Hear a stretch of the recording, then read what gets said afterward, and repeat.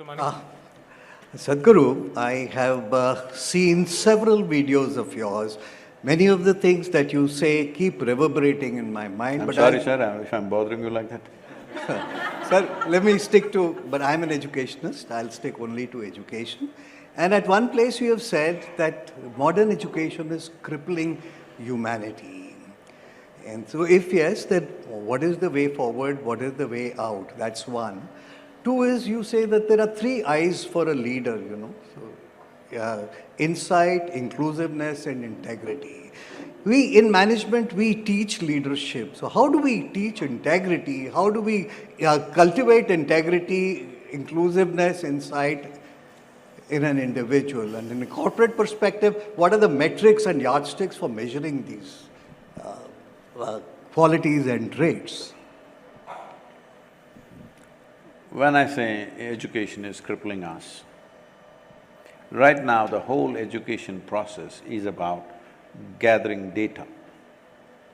From your kindergarten, you're just gathering data. So next thing is you process this data and find permutations and combination expressions for the data that you have. So once you have substantial data, this data like it's reverberating in your ears or in your head, wherever, head. It's reverberating, this is data. This is the bane of all educated people. Some nonsense is going on in their head all the time because they've gathered data. And if substantial data is gathered, then it just goes on cycling inside. So this means there is no new possibility in your life. Data means is of the past, isn't it? Past is circulating in your mind continuously, it may be useful for your survival, but you will not do something significant and absolutely new because only the past is circulating. You cannot switch off the past. Hello? If you could be on with your data for some time and switch it off like your computer, then it's okay. But data is on in your wakefulness and your sleep, it is on. So all the data people are feeling very insecure right now because of the artificial intelligence, and especially if the artificial general intelligence becomes prolific, which I feel will grow faster than most technology experts are predicting. It will grow much, much faster because it'll create itself. When it starts reproducing itself, then it will grow like that. I think it's fantastic time. Because I remember in Mumbai you tell me if I'm right on the date, I think it's 73 or 74, when they installed the first gantry in the Mazagon docks. All the Mumbai port coolies went on strike.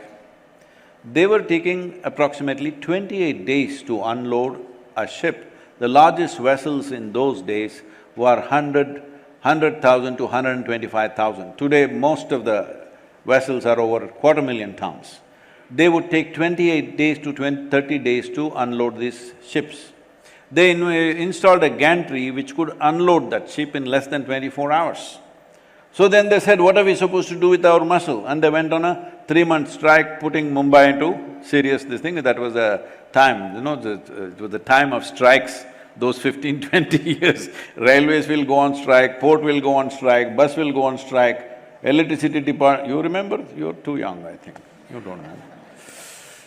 All kinds of strikes going on. So Mazagon docks went on strike. How could you explain to them, this machine is good, if the machine does the hard work, you can do something else? They won't understand.